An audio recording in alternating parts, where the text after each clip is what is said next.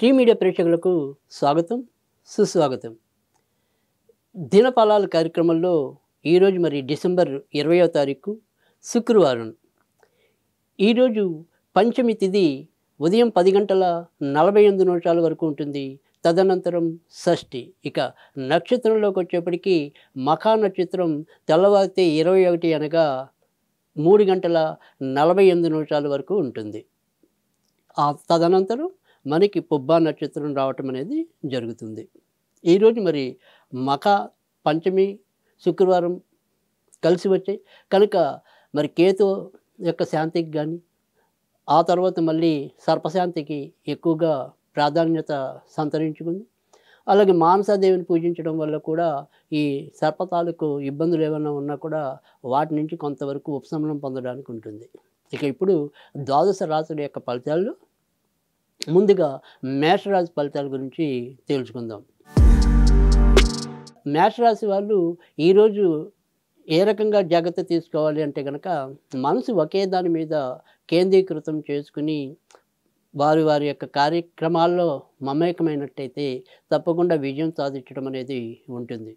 కానీ ఈరోజు వీరు కొంత మానసికంగా కుదురుగా లేకపోవటం, కాసేపు ఉన్న నిర్ణయం కాసేపు లేకపోవటం, కొంత తొందరపాటు ఈ రకమైనవి ఎక్కువయ్యే అవకాశం ఉంటుంది. కానీ వాటిని కొంత మనము నియంత్రణలో తెచ్చుకొని కార్యాచరణకు పూనుకున్నట్టయితే కనుక తప్పకుండా విజయం మీ సొంతమవటం అనేది కూడా ఉంటుంది.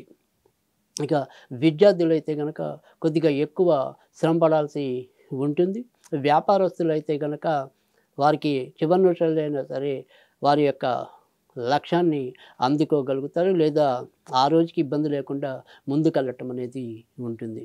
ఈరోజు సాధ్యమైనంత వరకు కూడా మీరు వినాయకుడికి సంబంధించిన పూజలు చేసుకుంటే మేలు జరుగుతుంది. వృషభ రాశి వారు అయితే కనుక ఈరోజు ఎక్కువ శాతం జాగ్రత్తగా ఉండవలసిన పరిస్థితి అయితే కనిపిస్తుంది. తీసుకునే నిర్ణయాల్లో సరైన విధానం లేకపోవటం, తొందరపాటు అనేది కూడా ఉంటుంది. దాంతోపాటుగా మనం ఏదైనా సరే ఈ షేర్ మార్కెట్లు, స్పెక్యులేషన్స్ ఇలాంటి వ్యవహారాల్లో కూడా ఒకంత ఇబ్బంది పడేది కనిపిస్తుంది.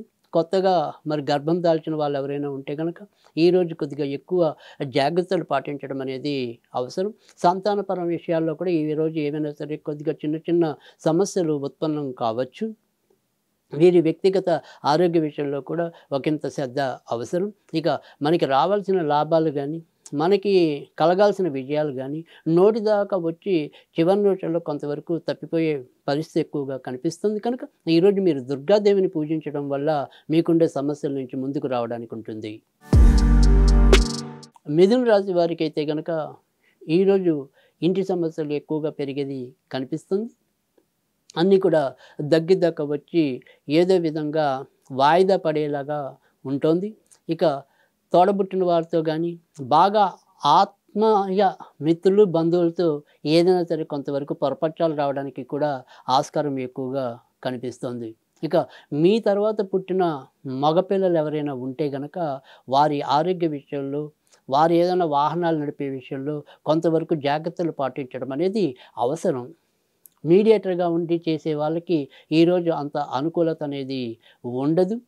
తర్వాత మధ్యవర్తిత్వం చేయడానికి కూడా ఈరోజు అంత అనుకూలం కాదు. ఈరోజు మీరు సాధ్యమైనంత వరకు కూడా సుబ్రహ్మణ్య స్వామికి సంబంధించిన పూజలు చేసుకోవటం ఉత్తమం. కర్కాటక రాశి వారికి అయితే కనుక ఎక్కువ శాతం విజయం పొందటం అనేది అయితే కనిపిస్తుంది. చిన్న చిన్న సమస్యలు ఉత్పన్నం అయినప్పటికీ కూడా వాటిని మీరు ధైర్య సాహసాలతో ఎదుర్కొని ముందుకెళ్ళటం అనేది అయితే కనిపిస్తోంది. ఇక ఆరోగ్య విషయంలో తర్వాత వచ్చేప్పటికీ మీ యొక్క ముఖ్యమైన బంధువుల విషయంలో కొంతవరకు జాగ్రత్తలు పాటించడం అనేది అవసరం.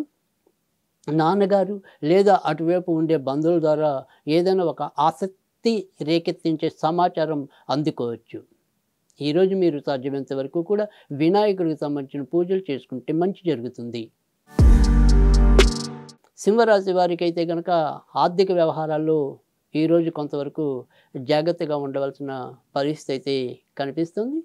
మనసు దేని మీద కూడా స్థిరంగా లగ్నం చేయలేకపోవటం అనేది ఉంటుంది.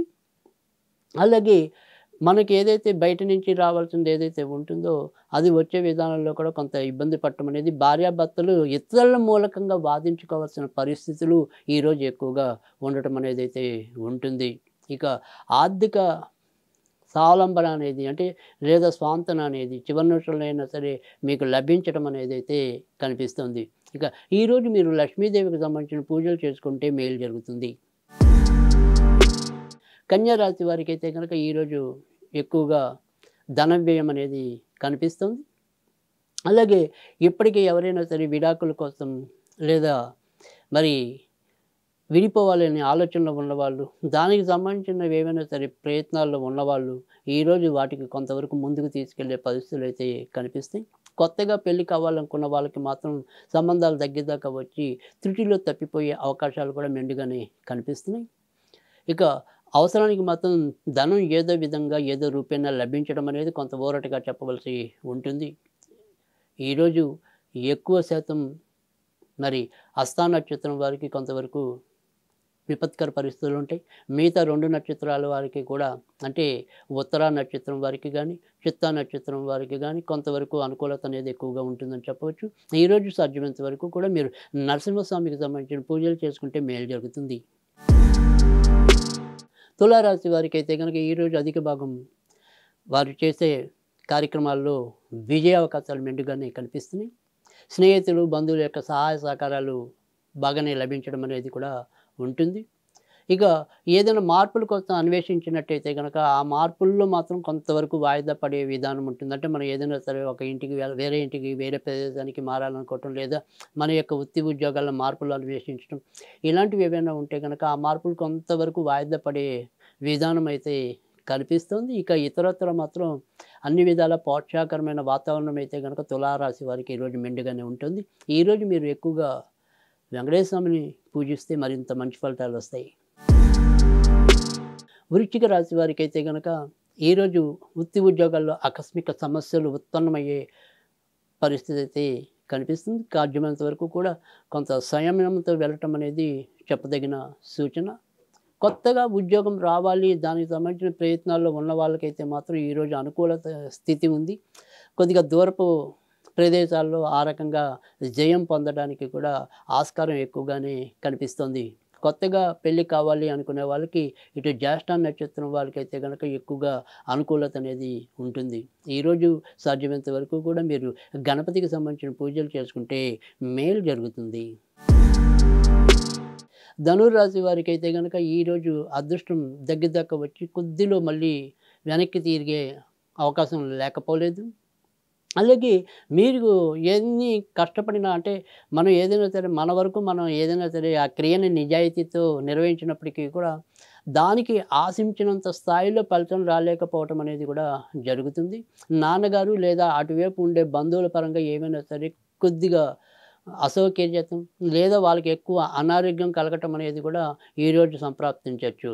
తర్వాత ధార్మిక క్షేత్ర సందర్శన, అలాగే ధార్మిక ఆలోచన చింతన ఇలాంటివి ఈరోజు కొద్దిగా ఎక్కువ ఉండే అవకాశాలు లేకపోలేదు. ఇక ఈరోజు మీరు లక్ష్మీదేవికి సంబంధించిన పూజలు చేసుకుంటే మేలు జరుగుతుంది. మకర రాశి వారైతే కనుక ఈరోజు ఎక్కువ శాతం జాగ్రత్తగా ఉండవలసిన పరిస్థితి అయితే కనిపిస్తుంది.